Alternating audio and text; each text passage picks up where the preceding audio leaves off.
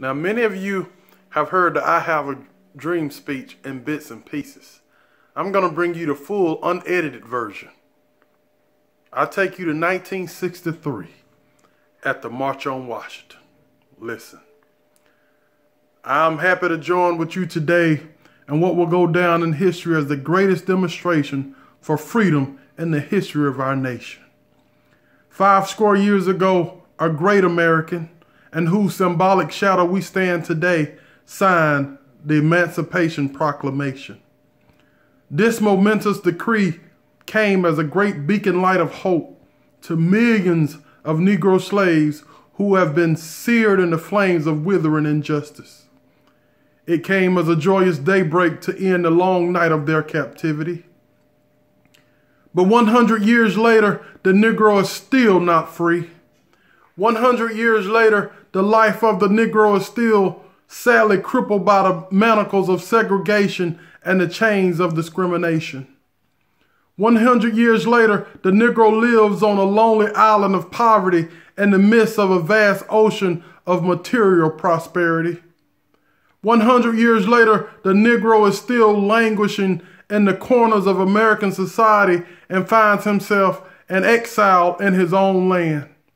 So we have come here today to dramatize a shameful condition.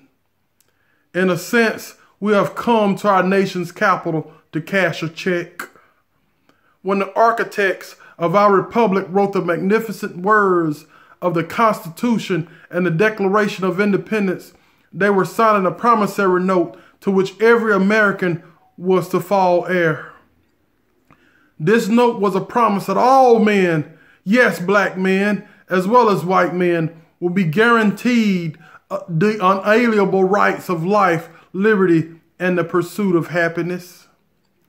It is obvious today that America has defaulted on this promissory note insofar as us citizens of color are concerned. Instead of honoring this sacred obligation, Americans have given the Negro people a bad check, a check which has come back marked insufficient funds. But we refuse to believe that the Bank of Justice is bankrupt.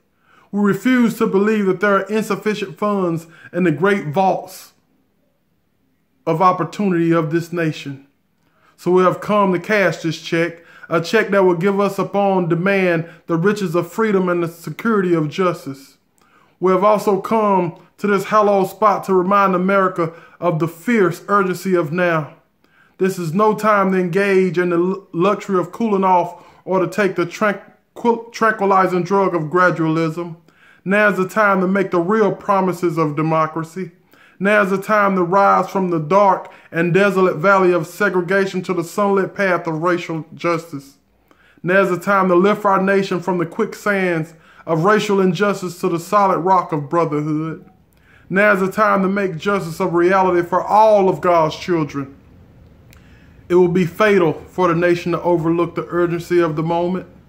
The sweltering summer of the Negro's legitimate discontent will not pass until there is an invigorated autumn of freedom and equality. 1963 is not an end, but a beginning. Those who hoped that the Negro needed to blow off steam and will now be content will have a rude awakening if the nation returns to business as usual. There will be neither rest nor tranquility in America until the Negro is granted his citizenship rights. The whirlwinds of revolt will continue to shake the foundations of our nation until the bright day of justice emerges. But there is something that I must say to my people who stand on the warm threshold which leads into the palace of justice. In the process of gaining our rightful place, we must not be guilty of wrongful deeds. Let us not seek to satisfy our thirst for freedom by drinking from the cup of bitterness and hatred. We must never conduct our struggle on the high plane of dignity and discipline. We must not allow our creative protest to degenerate into physical violence. Again and again, we must rise to the majestic heights of meeting physical force with soul force. The marvelous new militancy which has engulfed the Negro community must not lead us to a distrust of all white people. for many of our white brothers, as evidenced by their presence here today, have come to realize that their destiny is tied up with our destiny. They have come to realize that their freedom is inextricably bound to our freedom. We cannot walk alone. As we walk, we must make the pledge that we shall always march ahead. We cannot turn back. There are those who are asking the devotees of civil rights, when will you be satisfied? We can never be satisfied as long as the Negro is the victim of the unspeakable horrors of police brutality. We can never be satisfied as long as our bodies, heavy with the fatigue of travel, cannot gain lodged in the motels of the highways and the hotels of the cities. We cannot be satisfied as long as the Negro's basic mobility is from a smaller ghetto to a larger one. We can never be satisfied as long as our children are stripped of their selfhood and robbed of their dignity by signs stating for whites only. We cannot be satisfied as long as a Negro in Mississippi cannot vote and a Negro in New York believes he has nothing for which to vote for. No, we are not satisfied. And we will not be satisfied until justice rolls down like waters and righteousness like a mighty stream. I am not mindful that some of you have come here out of great trials and tribulations. Some of you have come from fresh, narrow jail cells. Some of you have come from areas where your quest for freedom left you battered by the storms of persecution and staggered by the winds of police brutality. You have been the veterans of creative suffering. Continue to work with the faith that unearned suffering is redemptive. Go back to Mississippi. Go back to Alabama. Go back to South Carolina. Go back to Georgia. Go back to Louisiana. Go back to the slums and ghettos of our northern cities, knowing that somehow this situation can and will be changed. Let us not wallow in the valley of despair.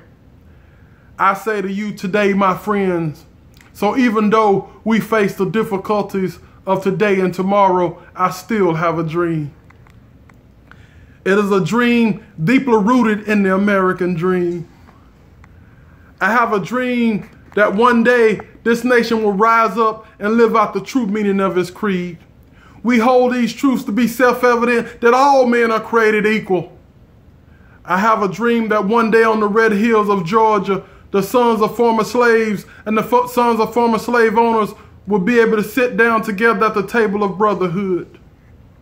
I have a dream that one day even the state of Mississippi, a state sweltering with the heat of injustice, sweltering with the heat of oppression, will be transformed into an oasis of freedom and justice. I have a dream that my 4 little children will one day live in a nation where they will not be judged by the color of their skin, by the content of their character. I have a dream today. I have a dream that one day down in Alabama, with his vicious racist, with his governor having his lips dripping with the words of interposition and nullification, one day right there in Alabama, little black boys and black girls will be able to join hands with little white boys and white girls as sisters and brothers. I have a dream today. I have a dream that one day every valley shall be exalted. Every hill and mountain shall be made low. The rough places will be made plain, and the crooked places will be made straight. And the glory of the Lord shall be revealed, and all flesh shall see it together. This is our hope. This is the faith that I go back to the South with. With this faith, we will be able to hoe out of the mountain of despair a stone of hope.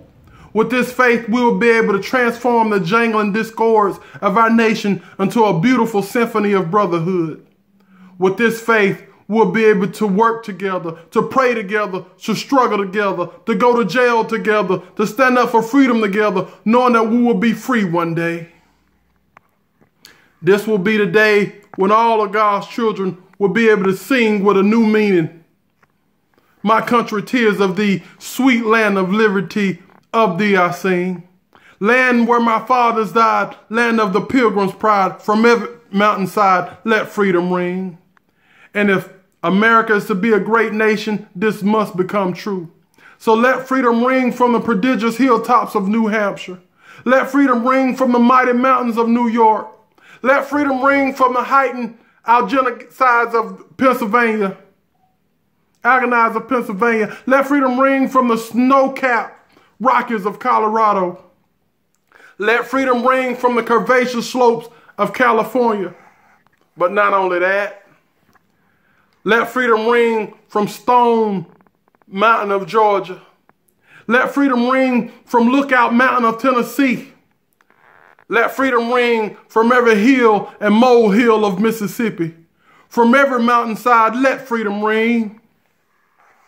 And when this happens, when we allow freedom to ring, when we let it ring from every village and every hamlet, from every state and every city, we will be able to speed up that day when all of God's children, black men and white men, Jews and Gentiles, Protestants and Catholics, will be able to join hands and sing in the words of the old Negro spiritual, free at last, thank God Almighty, we're free at last. Happy birthday, Dr. Martin Luther King, Jr.